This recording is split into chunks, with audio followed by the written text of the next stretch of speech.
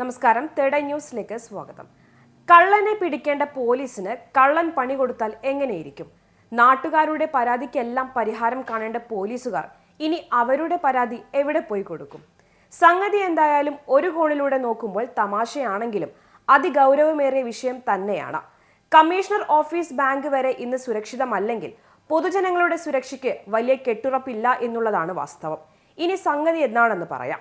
Thiruvananthapuram commissioner ഓഫീസിന്റെ അക്കൗണ്ടിൽ നിന്ന് ഒരു ഓൺലൈൻ തട്ടിപ്പ് സംഘം തട്ടിയെടുത്തത് 25,000 രൂപയാണ്. അക്കൗണ്ടിന്റെ ഔദ്യോഗിക നമ്പറിലേക്ക് വ്യാജ സന്ദേശം അയച്ചാണ് പണം തട്ടിയത്.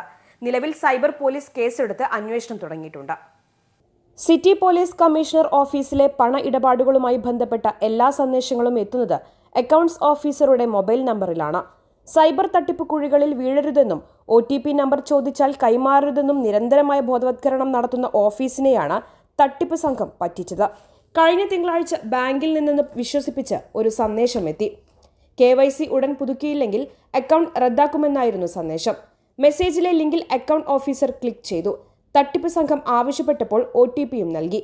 മിനിറ്റുകൾക്കുള്ളിൽ SBIയുടെ ജഗതി ബ്രാഞ്ചിൽ നിന്നും പോലീസിന്റെ 25,000 രൂപ തട്ടിപ്പ് സംഘത്തിന്റെ കയ്യിലായി. പണം നഷ്ടമായ വിവരമറിഞ്ഞ് പോലീസ് ഉടനെ 1930 എന്ന കൺട്രോൾ റൂമിലേക്ക് വിവരമറിയിച്ചു. അക്കൗണ്ട്സ് ഓഫീസർ സൈബർ പോലീസിൽ പരാതി നൽകി. ചോർത്തിയെടുക്കുന്ന പണം തട്ടിപ്പുകാരുടെ അക്കൗണ്ടിൽ നിന്നും മറ്റൊരു അക്കൗണ്ടിലേക്ക് മാറ്റി പിൻവലിക്കുകയാണ് ചെയ്യുന്നത്. എന്നാൽ പോലീസിന്റെ അക്കൗണ്ടിൽ നിന്നും ചോർത്തിയ പണം പിൻവലിക്കുന്നതിന് മുൻപ് തടഞ്ഞുവെന്ന് തിരുവനന്തപുരം DCP പറഞ്ഞു. പ്രതികളെക്കുറിച്ച് സൂചന ലഭിച്ചുവെന്നും പോലീസ് പറയുന്നു. പോലീസിനെ തട്ടിച്ച ഹൈടെക് കള്ളനെ ഇനി എന്ന് പിടികൂടുമെന്നാണ് അറിയേണ്ടത്. നാട്ടുകാരോട് ജാഗ്രത കാട്ടാൻ പറയുന്ന പോലീസിന് ആ ജാഗ്രത വേണ്ട എന്ന ചോദ്യവും ബാക്കിയാകുന്നു. Third eye news, Thiruvananthapuram.